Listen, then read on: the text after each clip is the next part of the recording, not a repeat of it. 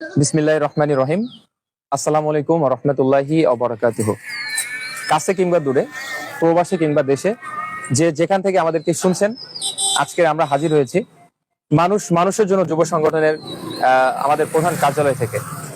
সম্মানিত সুধী, আপনারা অবগত আছেন, আমরা বিগত দীর্ঘ প্রায় কয়েক বছর যাবত অক্লান্ত পরিশ্রম করছি অসহায় মানুষ, মেহনতি মানুষের দ্বার প্রান্তে।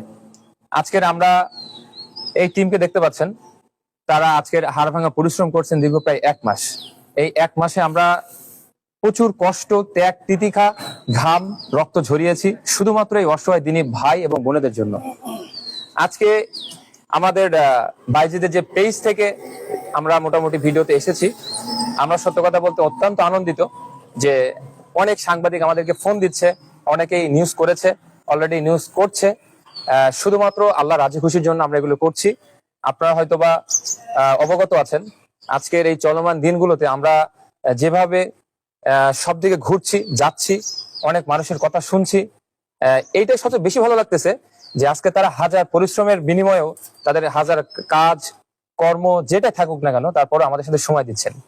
তো আপনাদেরকে একটা কথা বলতে চাই, মানুষ মানুষের জন্য যুব সংগঠন চাই সবসময় অসহায় মানুষের কথা বলতে, অসহায় মানুষের পাশে দাঁড়াতে, এবং তারা কখনো দমে যাবার নয়, তারা এক একটা সৈনিকে পরিণত হয়েছে এই মুহূর্তে।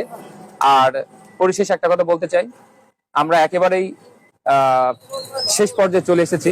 আমরা চাচ্ছি যে ভালো একটা পরিবেশ তৈরি করতে। আপনারা হয়তোবা অবগত আছেন যে আজকের সামথিং 46 থেকে 50 হাজার টাকা মতো খরচ হয়েছে। আমরা কখনো ভাবি নাই এই টাকাটা আমরা সুন্দর একটা পরিবেশে আমরা হাতে পাবো এবং সেইগুলো কেনাকাটা করে অসহায় মানুষদেরকে আমরা দিতে পারবো। আপনারা জানেন যে প্রবাসী দিনী ভাইরা যারা আছেন, তারা অক্লান্ত শ্রম দেয়, মাথার ঘাম পায়ে ফেলে তারা অর্থ উপার্জন করে। তাদের কাছে যখন আমরা ফোন দিয়ে যখন আমরা কিছু কথা বলার চেষ্টা করি, তারা আমাদের প্রত্যেকটা কলিংটা রিসিভ করে। তারা আমাদেরকে বলে যে ভাই, যত রকম সমস্যা থাকুক আমরা ইনশাল্লাহ আমাদের তরফ থেকে যথাসাধ্য চেষ্টা করব। তো সেই জন্যই আমরা চেয়েছি আমরা ভালো একটা পরিবেশ করতে। আল্লাহ তাআলার কাছে শুকরিয়া, সেই অর্থটাও তারা প্রায় ম্যাক্সিমাম প্রায় 4 ভাগে 3 ভাগ তারা দিয়ে দিয়েছে। তো আমি আপনাদের কাছে দোয়া চাই, আপনারা সবাই দোয়া করবেন। মানুষের জন্য যুব সংগঠন সবসময় চায় মানুষের পাশে থাকতে, অসহায় মানুষের পাশে থাকতে, ইয়াতিমদের পাশে থাকতে।